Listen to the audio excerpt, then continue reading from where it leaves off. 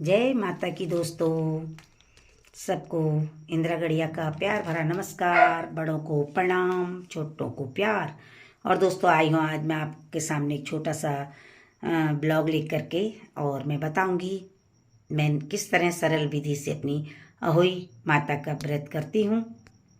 चलिए सुनिए, बने रहिएगा ब्लॉग में। और गाइस, सबसे पहले तो हमने अपनी ज़मीन को शुद्ध किया, गंगा जल वगैरह छिड़क कर। फिर पटली में मतलब चौकी में लाल वस्त्र बिछाकर उसमें माता के स्वरूप को स्थापित किया। और देखिए, गेहूं के दाने लेकर के और घी का दीपक जला दिया है। और देखिए, हमने ये लिए हैं 2 घड़। ये हमने अपने कांसे की थाली में गेहूं के दाने रखे हैं और 2 घड़ में कलावा बांधा है और उसमें स्वास्तिक भी बनाया है। और ऊपर हमने रख दिए जो आजकल के जो फल वगैरह चल रहे हैं, जैसे सिंगाड़े, शकलगंजी और मूली वगैरह, जो भी सीजन का फल है वो हम चढ़ाते हैं।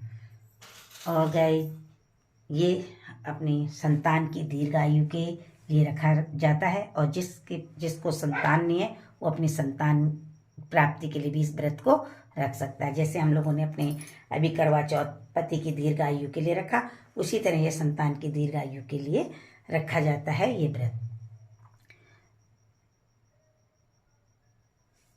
और दोस्तों, जो ये 2 घड़ हैं ये अपनी जगह से नहीं हिलेंगे, ये यहीं पर रहेंगे। और हम इसमें से जो जल वाला घड़ा है वो अपने घर में छिड़क करके और अपने बच्चे जो मतलब नहाएंगे उस पानी में इस जल को मिला देना है, मतलब उस वाले में। तो दोस्तों, इस तरह करना है इसको, विधि ये है। और जो हम जैसे हमने करवा चौथ का व्रत अपने चंद्रमा को देख करके खोलते हैं, तो ये तारों को अर्घ देख करके खोला जाएगा। सवेरे हम मतलब एक दूसरा जल का लोटा ले लेंगे। ये सवेरे हम दिन में सूर्य को अर्घ देंगे और शाम को चंद्रमा में। तो जैसे बहुत से लोग, मैं तो शाम को भोग प्रसाद शाम को बनाती हूँ, खीर पूड़ी हलवा जो भी है, तो मैं शाम को ही चढ़ाऊँगी। तो दोस्तों, मैंने तो अभी आप लोगों सब लोग बोल रहे थे दीदी कैसे करना है, तो मैं आप लोगों के लिए एक छोटा सा वीडियो बना रही हूँ, तो देखिएगा। और मैं तो इसी तरह सिंपल तरीके से इस व्रत को करती हूँ। और जिस तरह हम मतलब करवा चौथ के व्रत में अपनी सासू माँ को श्रृंगार और वस्त्र देते हैं, उसी तरह इसमें भी दे सकते हो। अगर तुम्हारी सासू माँ सूट पहनती है तो आप सूट दे सकते हैं और दक्षिणा जरूर रखें। और साड़ी पहनती है तो उनको साड़ी दें, श्रृंगार वगैरह दे सकती हैं। तो दोस्तों, अब मैं कथा सुना देती हूँ आप लोगों को। कथा कुछ इस प्रकार है। चलो दोस्तों, सुनाती हूँ मैं आपको अहोई अष्टमी की कथा। बोलो अहोई माता की जय। पूर्व भारत के दतिया नगर में चंद्रभान नामक एक बनिया रहता था। उसकी पत्नी चंद्रवती गुणवती, सुंदर व पतिपरायण थी। धन दौलत का कुछ भी अभाव नहीं था। अभाव था तो संतान का, कि उनकी कोई भी संतान नहीं थी।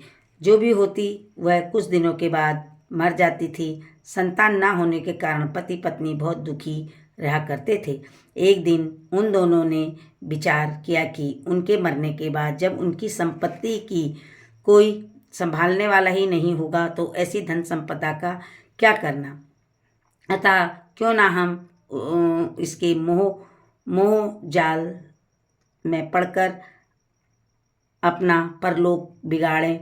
ऐसा सोचकर अगले ही दिन दोनों जंगल की ओर निकल पड़े। चलते चलते वे कुछ ही दिनों में बद्री का आश्रम में पहुंच गए। वहाँ एक शीतल कुंड था। दोनों उस कुंड में समीप अथवा अन्न जल त्याग कर प्राण त्यागने के उद्देश्य में बैठ गए। उन्हें वहाँ बैठा देखकर 7वां दिन था। उसी दिन सायंकाल में आकाशवाणी हुई, जिस कारण तुम दुखी होकर प्राण त्यागने का निश्चय कर बैठे हो वह तुम्हारे पूर्व जन्मों के पापों का फल है। यदि तुम लोग घर जाकर अहोई अष्टमी का व्रत करो और अहोई माता तुम पर प्रसन्न हो जाएंगी, तब तुम उनसे पुत्र की कामना करना। यह सुनकर दोनों घर पहुँचे। उसी वर्ष उन्होंने अहोई अष्टमी का श्रद्धा भक्ति से व्रत किया, पूजन किया और फलस्वरूप उन्हें अहोई माता ने उन पर प्रसन्न हो गई और उन्हें एक सुंदर पुत्र प्राप्त हुआ और दीर्घ आयु हुआ। और इस प्रकार अहोई माता के वरदान से उन्हें पुत्र की प्राप्ति हुई, जो आगे चलकर बहुत ही बड़ा विद्वान बना। बोलो अहोई माता की जय।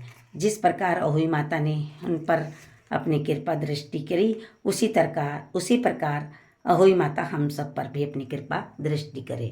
बोलो अहोई माता की जय। अहोई माता की जय।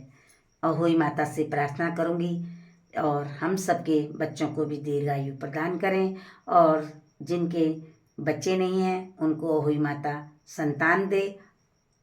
और दोस्तों, कथा कैसी लगी? और कथा सुनने के बाद अहोई की माला को गले में धारण कर लें और दीपावली के बाद अच्छा सा दिन बार देख करके माला अपने गले से उतार के संभाल के रख दें। ठीक है। अगर कथा अच्छी लगी हो, मेरा ब्लॉग अच्छा लगा हो, तो दोस्तों लाइक, कमेंट, शेयर, सब्सक्राइब करिएगा।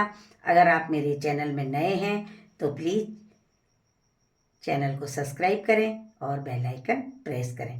धन्यवाद। Bye bye. फिर मिलेंगे न्यू ब्लॉग के साथ।